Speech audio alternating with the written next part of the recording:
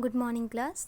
आज हम लोग देखने वाले हैं ओपेरिन कॉन्सेप्ट। ओपेरिन नामक साइंटिस्ट ने एक संकल्पना दिया था और उस संकल्पना के अनुसार विभिन्न कार्बनिक यौगिक ने मिलकर गर्म तंतु द्रव में कोई सर्वेट का निर्माण किया।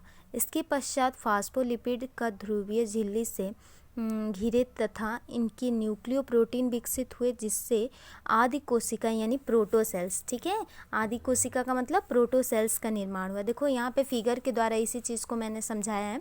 ये जो न्यूट्रिएंट्स मॉलिक्यूल्स हैं ये क्या है, एग्रीगेट न्यूट्रिएंट्स मॉलिक्यूल्स है। देखो ये बिखरे हुए दिखाई दे रहे हैं ना, और ये इनका क्या होता है, फिर इनका सेलुलर कंपार्टमेंट बनता है। इस तरीके का एक स्ट्रक्चर्स बनता है, जिस स्ट्रक्चर्स को हम सेलुलर कंपार्टमेंट का नाम देते हैं। और फिर इस कंपार्टमेंट में क्या होता है, न्यूक्लियोप्रोटीन का फॉर्मेशन होता है। ये देखो इनके साइटोप्लाज्म, जो इनके अंदर का मटेरियल्स था वो न्यूक्लियोप्रोटीन्स में यहाँ पे बन गया, ठीक है। और ये जो न्यूक्लियोप्रोटीन बन गया दिखाई दे रहा है, इन सेल्स को हम क्या नाम दिए, प्रोटो सेल्स नाम दिए, यानी आदि कोशिका।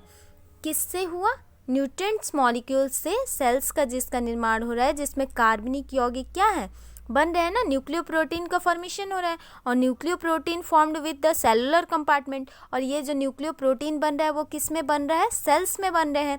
तो ऐसे ओपेरिन ने इसी बात को कहा था अपने सिद्धांत में, देख लो एक बार ध्यान से। इस संकल्पना के अनुसार विभिन्न कार्बनिक यौगिक यानी बहुत अलग अलग तरीके के कार्बनिक यौगिक को मिलकर गर्म तंतु द्रव में कोई सर्वेट का निर्माण किया। इसके पश्चात फास्फोलिपिड की ध्रुवीय झिल्ली से घिरे तथा इनसे न्यूक्लियोप्रोटीन विकसित हुए। मतलब समझ रहे हो, देखो पहले तो न्यूट्रिएंट मॉलिक्यूल्स थे और फिर वो क्या हुए, सेलुलर कंपार्टमेंट का फॉर्मेशन किया। दिख रहा है ना, यहाँ पे बोला है ना, मिलकर गर्म तंतु और कोई सर्वेट का निर्माण किया। और इसके पश्चात इसमें फास्फोलिपिड ध्रुवीय हुए और ये झिल्ली घिरे, जिस झिल्ली से जो घिर रहे थे इसमें न्यूक्लियोप्रोटीन का, ये देखो फास्फोन्यूक्लिएट से इनसे ध्रुवीय हुए, मतलब गोले गोले एक स्ट्रक्चर्स अलग से दिखाई दे रहे हैं ना।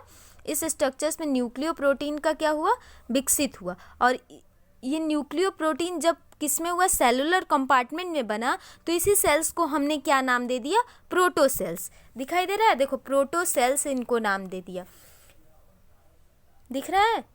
न्यूट्रिएंट्स मॉलिक्यूल्स से हमारा न्यूट्रिएंट मॉलिक्यूल्स में सेलुलर कंपार्टमेंट बना और सेलुलर कंपार्टमेंट में न्यूक्लियोप्रोटीन यानी कार्बनिक यौगिक का फॉर्मेशन हुआ। और जब सेलुलर कंपार्टमेंट में न्यूक्लियोप्रोटीन्स का फॉर्मेशन होता है तो उसी सेल्स को हम क्या नाम देते हैं, प्रोटोसेल्स कहते हैं, ठीक है। तो वही चीज़ मैंने यहाँ पे लिखा हुआ है, nucleoprotein formed with in cellular compartment, क्योंकि न्यूक्लियोप्रोटीन कहाँ बन रहा है, हमारा सेलुलर कंपार्टमेंट में बन रहा है। और ये कैसा न्यूट्रिएंट मॉलिक्यूल्स है, एग्रीगेट्स ऑफ न्यूट्रिएंट्स मॉलिक्यूल्स है, और ये हमारा सेलुलर कंपार्टमेंट है, दिखाई दे रहा है।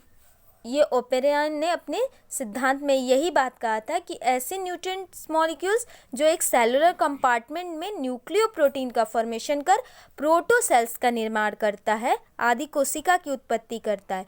इसी चीज़ का ओपेरिन ने अपने कॉन्सेप्ट में बताया था।